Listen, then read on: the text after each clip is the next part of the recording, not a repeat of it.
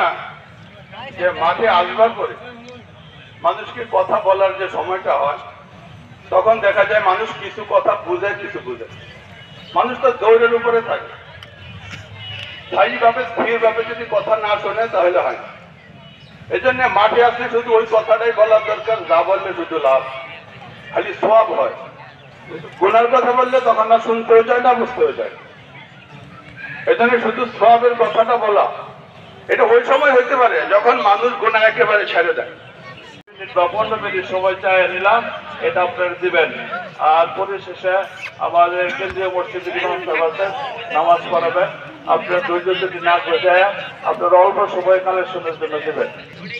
পাশে দিবেন ইমাম সাহেবের হাদিয়া, ইমাম সাহেবের হাদিয়া বা ডান পাশে দিবেন। হ্যাঁ দেন, আপনারা সবাই দেন।